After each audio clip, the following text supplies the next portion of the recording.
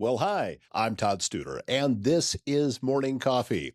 We're going to do a little nostalgia today because I'm going to introduce you to somebody that, well, chances are you've heard his voice. If you are a sports fan at all of high school athletics, Alan DeBolt did a lot of work for the Iowa High School Sports Network, and he was the voice of all of their championship games for over a decade.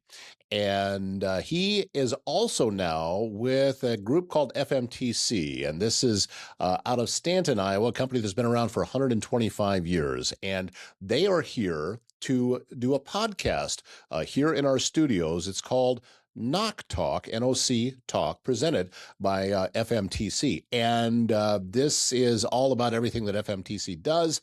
And they do fiber internet down in southwest Iowa. They're in the Montgomery County area, Page County, Adams, down in that part of the world.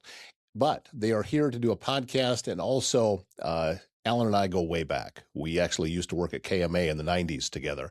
So we're going to reminisce a little bit. We're going to talk about the podcast that you can listen in if you have any interest in learning more about fiber internet. It's actually pretty darn good. I've been involved with the recordings, and it is out there now. So we encourage you to go out and check that out. So Alan DeBolt with FMTC is our guest today on Morning Coffee. S&B Country Kennel, the top spot in southwest Iowa when you need to know your dog will receive only the best. There's boarding, there's daycare. They also do grooming, self-washing, training, and there's even a membership available to a dog park that's over an acre in size. S&B Country Kennel also has rescue dogs, so check with them about adoption possibilities. S&B Country Kennel, just west of I-29 on Bunkie Avenue, south of Council Bluffs. The Council Bluffs PRCA Rodeo at the Mid-America Center is coming in just a few weeks, March 20th and 21st. Doors open at 6:30, rodeo at 7:30. Once it starts, it is non-stop action. PRCA sanctioned competition. That means who you are seeing right here in Council Bluffs are legitimate high-level rodeo athletes, and you'll see bareback riding, bull riding, team roping. It's the whole deal. The Stellar Trick Riding Cowgirls are also performing both nights. And if you want to take the entire family, Friday night, March 20th is the night to do it because children under 12 get in free with a paid general admission adult. Makes for a great family night. Tickets start at just $20. Get yours at councilbluffsprcarodeo.com. We're going to call this Old Home Show on Potawatomi County Roots because this is Alan DeBolt, and this is a guy that I have known since my 20s. Go back to when we first met. We were both at KMA at the time, and you were doing sales and some play-by-play and a little bit of on-air with Tim Wayne back then. I'd catch you on the air every once in a while. Yeah, it was interesting. When I first started at KMA, it was sales only. Yeah. And my college background, I graduated from the University of Iowa with a bachelor degree in communications and more of an emphasis in TV, and really kind of wanted to get into backside television, editing, those types of things. I thought that'd be a lot of fun. Well, I kind of found out real quick that there really wasn't jobs locally around the area that you could get into. Plus, you needed experience. I didn't have any experience. I didn't have any internships that I had went to. So I started working at a local telephone company in southwest Iowa that I'm currently at today for a couple of years before moving away after I got married, and then moving back into southwest Iowa. Ended up at KMA in sales, and just kind of wanted to be a part of something. Didn't know exactly what, didn't know how I could be or anything like that. But then the more I would pester the sports director about, hey, do you mind if I go out with you this Friday night to a football game? I'll just go along. And he's like, okay, cool. Hop in the car, you can go with us. So I'd go out with him and his play-by-play guy. And then the next thing I know, I'm wearing a battery backpack with a parabolic mic and a microphone in my hand down on the field getting sounds of the field during the Friday night high school football game. And from there, it kind of just went, hey, how about this? Or can I take an onboard shift? I don't really know how to do a board shift, but I'd love to do one. We used to have the Iowa Hawkeyes back then. And so the station manager's like, well, yeah, come on down. We'll show you how to run the board. So I would go down and run the board. And the next thing you know, I'm on some of this stuff. I'm helping with some commercials. I'm helping produce commercials. Plus I'm out selling to my people and also airing their commercials for them and being a voice behind the commercial that I was airing. So a lot of fun for me. It really was. And a lot of folks know you from the high school sports network days. And so got a chance to see an awful lot of high quality football. And you've seen some really good players. As a matter of fact, I have heard your voice on the clips of Cooper DeJean scoring a touchdown. That's your voice that I hear on that clip. It is. It's me. Yeah, I take full claim for that. The only thing I know is I screwed up the touchdown call right at the very end. They called it the touchdown, and that really just I would go back and I listen to that. I'm like, everything was really great up to that point, and then I messed that up. Yeah, you're the same as me. That if I was out doing a ball game, I'm always thinking about those clips. Yes. And wondering if, especially on a big play. So if somebody's starting to run a punt back, now I'm on. And I have to make sure that this can be used later. This That was what I was thinking at the time. And if I messed it up, same kind of thing. Oh, man, I had a shot there. Yeah. Well, the other thing that I went back into after doing this for a period of time is listening to the touchdown call. And after a while, I noticed there is a pattern. Every time you say touchdown or the person scores a touchdown, that it pretty much sounded the same. And so you hear all those clips back to back to back to back of all those touchdowns being called. And I'm thinking, I got to change something here a little bit. We need to get some differentiation in what's going on here so it doesn't just sound the same all the way through. So a lot of learning opportunities for me and trying to make things better for what we did and produced. Well, you currently working for FMTC, a company that's been in Southwest Iowa for 125 years. Yeah. I have a feeling they're here to stay. I think they've proven that.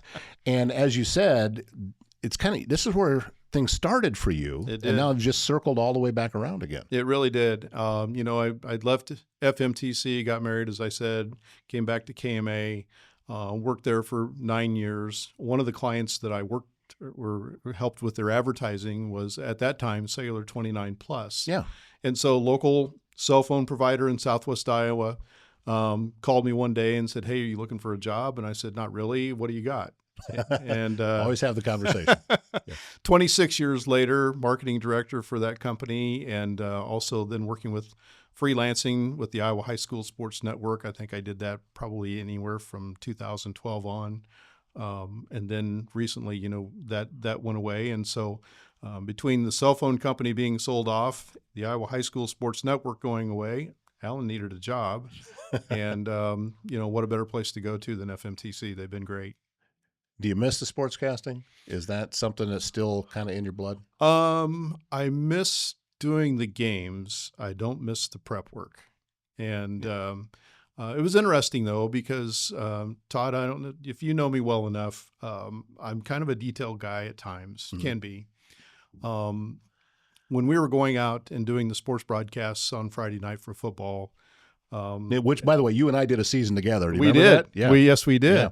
But I worked with Lee Hughes quite a bit. Yeah. And I worked with Lee after Lee left and went to the Iowa High School Sports Network. And actually, Lee got me into the Iowa High School Sports Network as being his color commentator after his color commentator left. So, but as you know, Lee had a 11 by 17 notepad for all the starting lineups. And he would rip that notepad piece of paper off and say, okay, fill out your starting lineups. And it had a grid and everything on there that, that you did that with.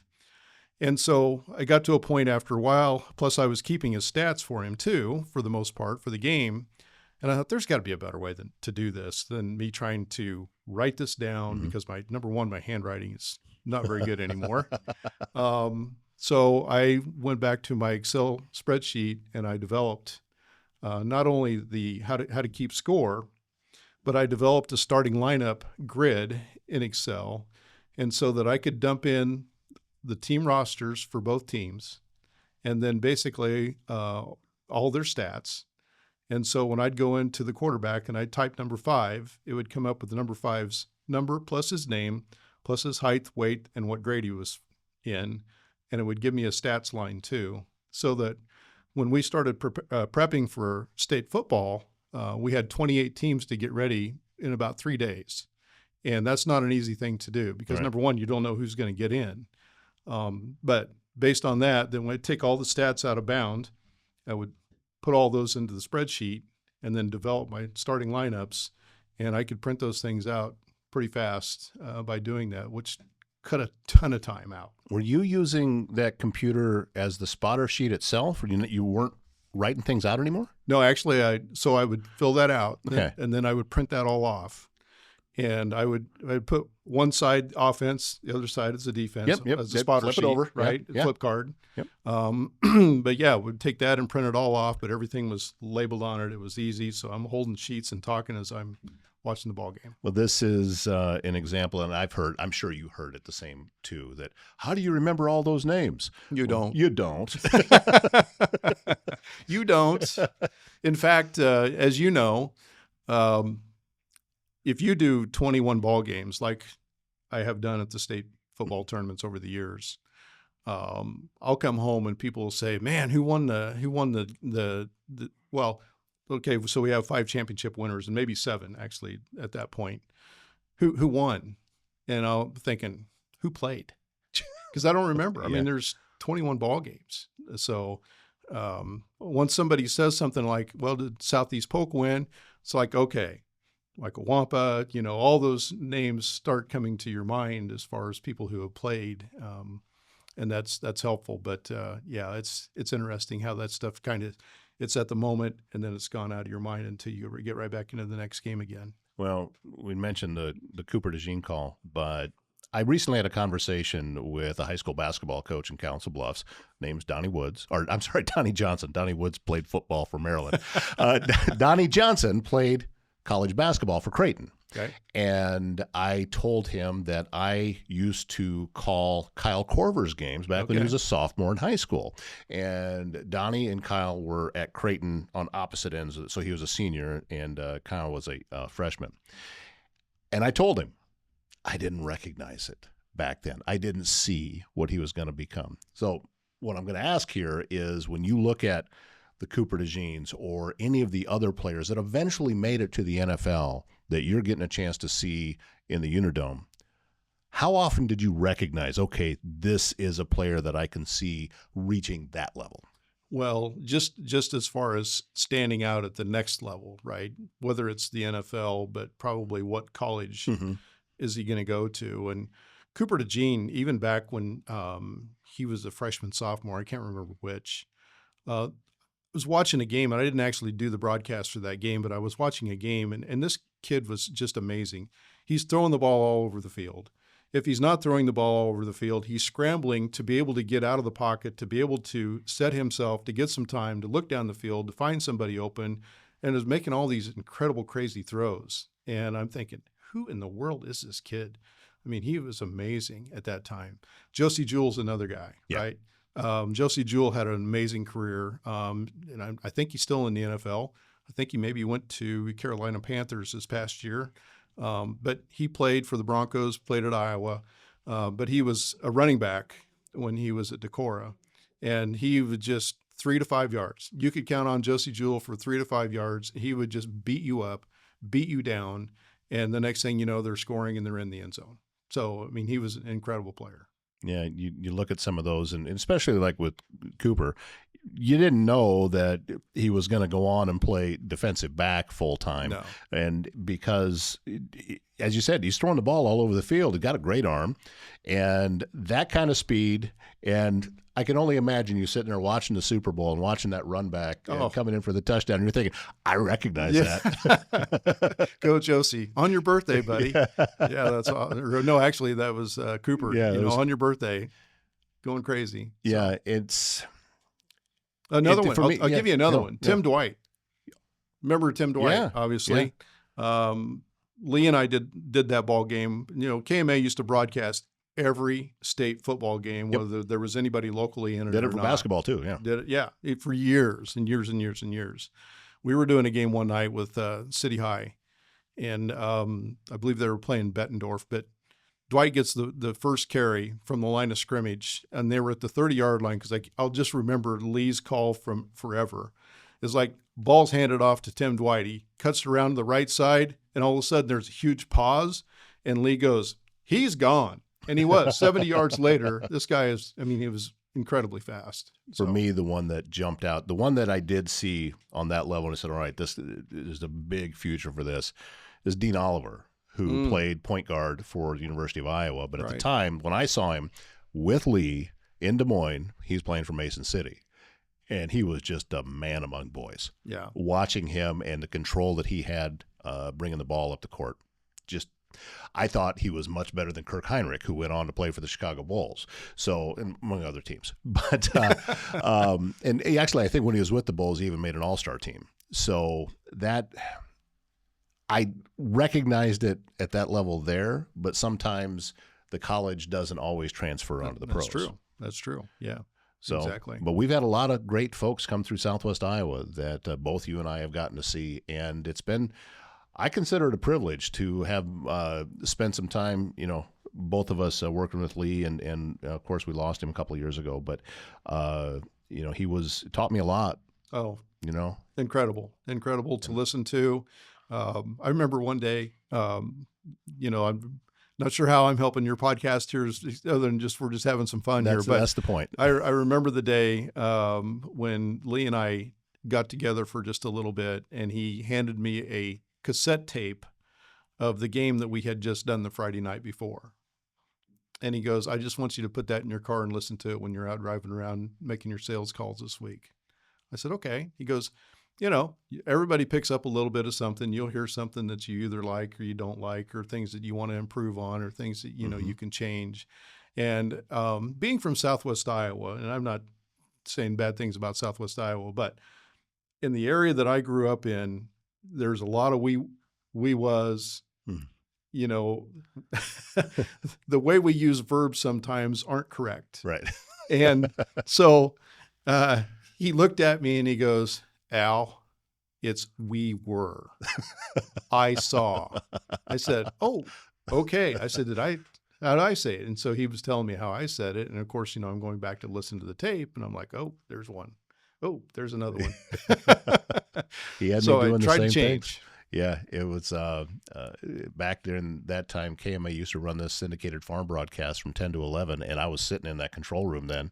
So as that is live on the air and I'm listening for breaks, I'm also listening to game tapes. And I was going back, and he's the one that got me doing that. He said, this is how you get better. And he was right. Yeah, no doubt. Yeah. So you was talking about podcast. FMTC has started a podcast. Yes. And it's active now, right? It is. I think we went live with it here about maybe 2 weeks ago for sure. I don't know a whole lot about it, to be honest with you, as far as, where are we at with it, if we put it out for a lot of people to see yet, those types of things. But I'm excited about it. I think there's a lot of good that we're going to be able to share with the folks of Southwest Iowa about a lot of things. It's not a selling tool necessarily. Mm-hmm. It can be a selling tool because I think the information that we're going to provide in the podcast really describes who FMTC is and what we do, how we do, the type of service that we provide, and why it's important to the area, and why FMTC is doing it. And so that's what I'm excited about with the podcast. I don't necessarily like to see myself on camera and those types of things, but says the guy who was doing high school football and baseball. So let's talk about that a little bit. I told the guy when I first started, I said, I don't want to be on camera. I said, you can hear my voice, but I don't want to be on camera. And he goes, no problem. And so I never was hardly very well. A little bit in the pregame. Maybe. Yeah. Maybe at the tail end of my career with it, but at the very beginning we had no camera on Alan. So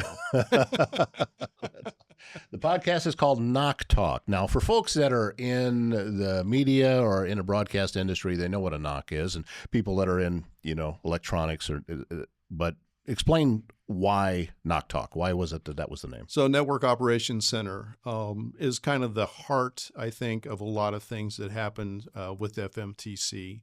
There's so many people that are working behind the scenes as far as being able to provide service to the people at home or in their business or wherever they may be. And so the part that really excited me when I first started working at FMTC was going into the Network Operations Center and talking with those folks and hearing the conversations that were coming into them, that they were helping people with their problems on the phone.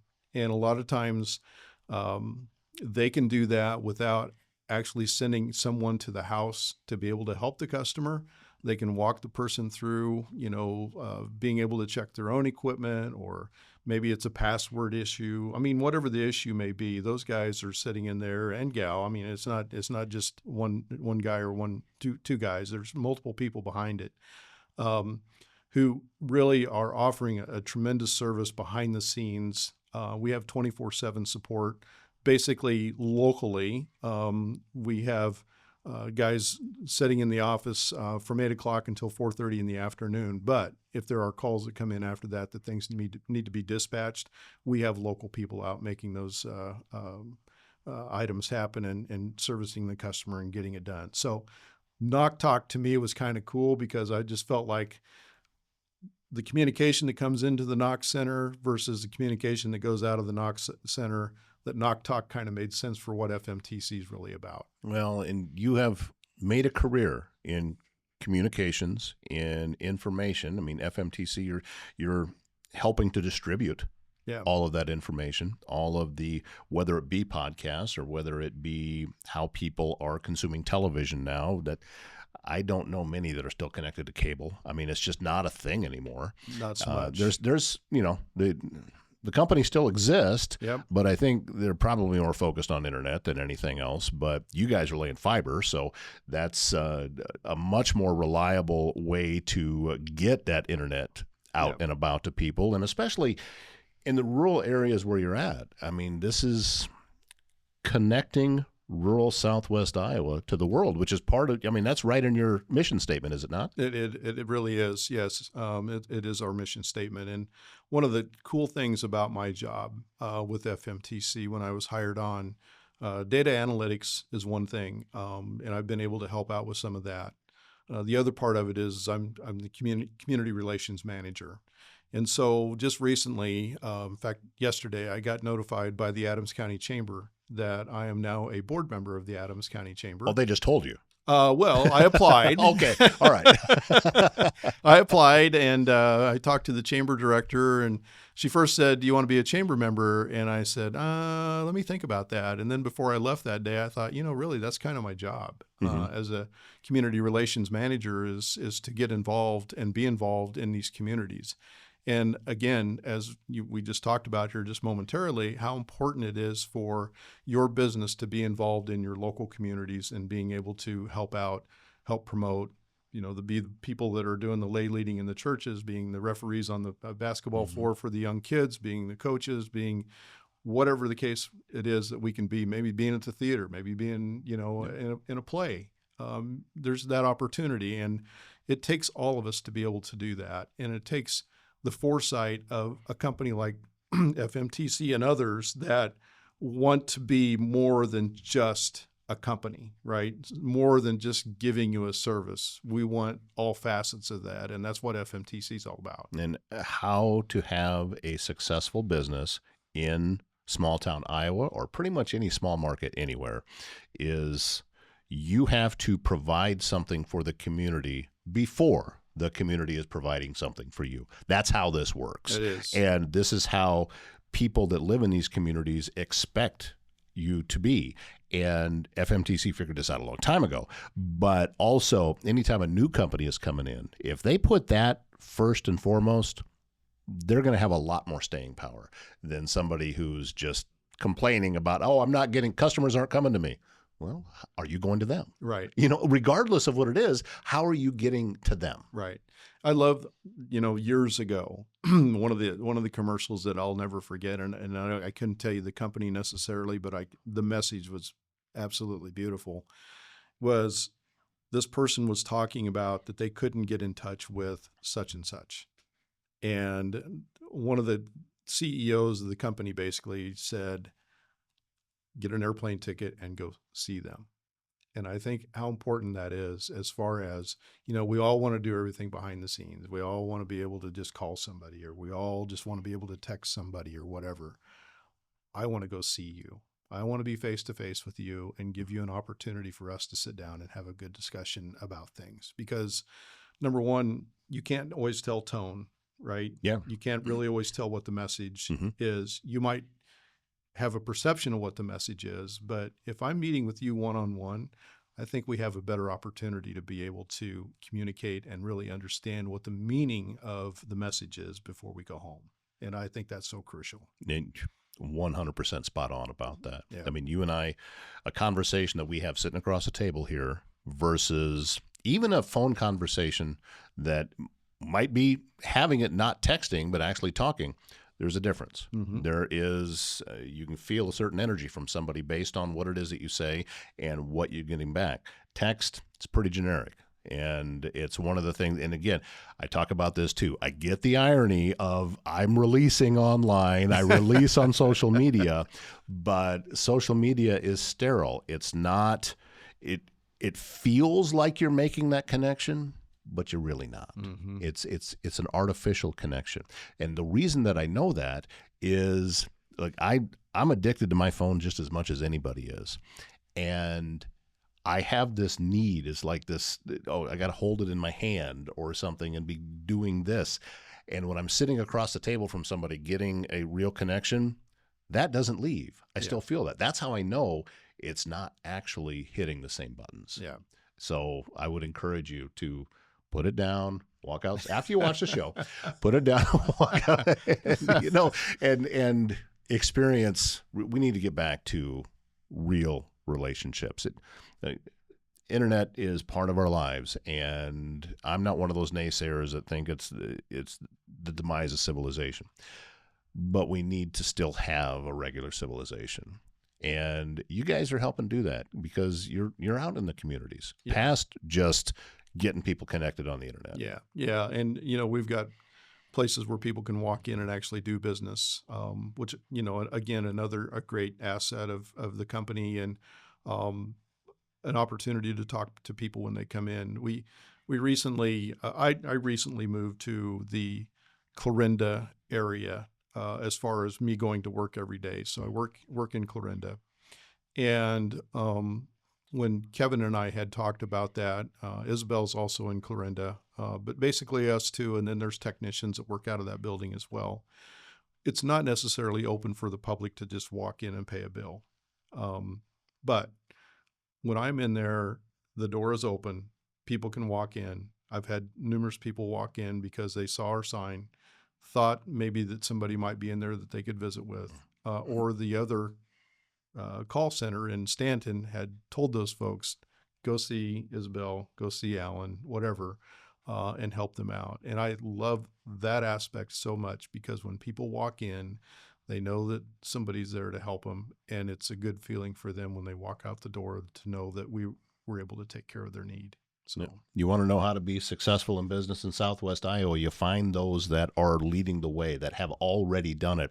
And you don't have to even be in the same business. You don't have to be in the same industry, but the same philosophy still applies. So look out for the people that have some longevity. And I am a huge fan of the community feel all across Southwest Iowa. We have it in Pottawatomie County, and it reaches down into Page County with Clarinda and further yet, Adams County and everywhere else across Southwest Iowa. And I credit KMA for a lot of that over the 100 years that they've been on the air. I think because they're such a heritage radio station, and they were the only game in town for a long time, that it kind of connected everybody in this part of the region. So I'm proud of my history there, and I know that the day you left, I was sad for me. Seriously, it was. I was like, "What? Alan's leaving? That's not right."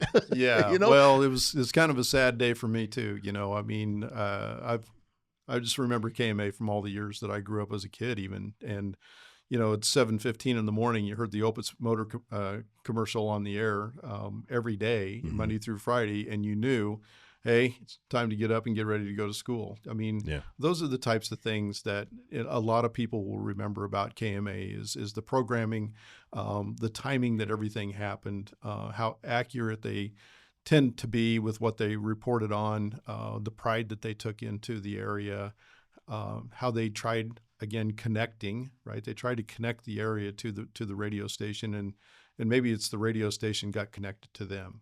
And I love that aspect of it. I even go back to the days when I was a kid that my brothers had paper routes.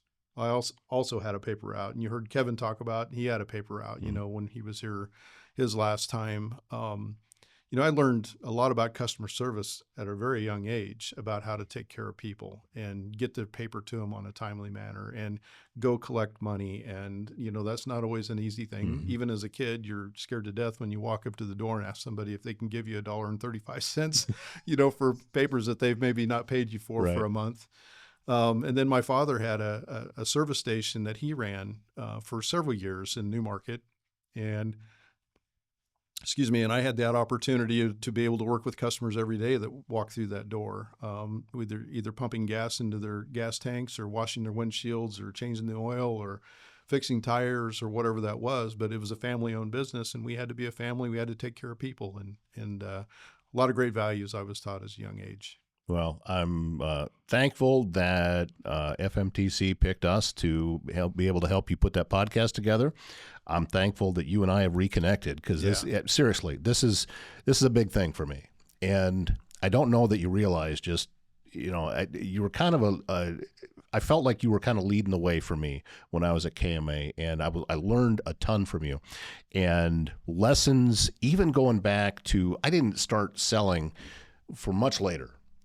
But I remembered the way that you used to do it and the way that you would talk to people anytime that I was out and about with you. And I've always just considered myself just kind of like a collection of everybody that I've ever met. And I keep what works for me and I throw out what doesn't. And a lot of what you did worked for me. And I'm grateful that you were there. I still remember doing baseball with you. Yeah. I still remember the call, and we've talked about this before, but I'll say it again, that I think we were at Nishna Valley. I think this is where the game was at. And the kid was pitching, and he threw the ball back because he didn't like the ball that he'd gotten. And in high school, they've got maybe 4 or 5, and that's about it. They don't have it. And he didn't like the feel of the ball, so he threw it back to the ump and got another one. And the next pitch was fouled off. And you made the comment, because being a college pitcher, you said, "Boy, I used to hate that. I finally get the ball I want, and it's fouled off. Now I got the junk ball again." Yep, exactly. And I never thought about that. And I said, "This is me learning right now." That was just cool. We used to have a lot of fun. We did during those days. Well, we're still having good times. We're getting to reminisce a little bit, which is great.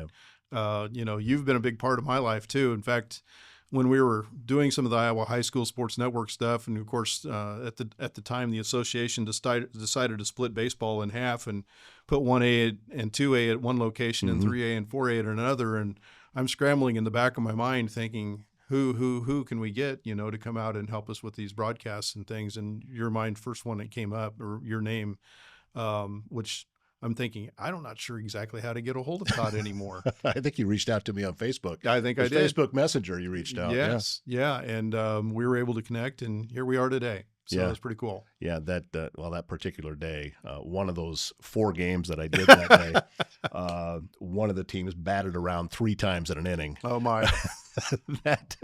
that got a little one-sided. And okay, what am I going to talk about here?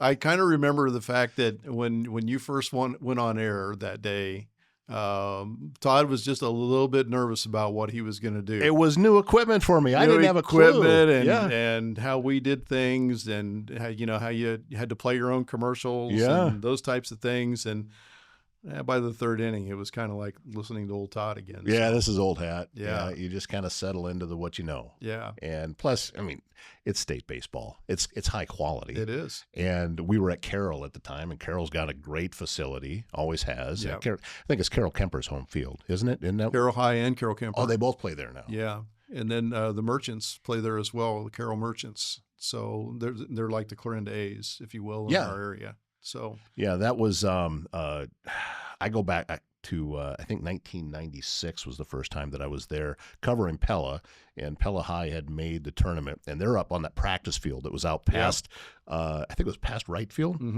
and up a little bit. Yep. And I get over there, and I'm talking to the team.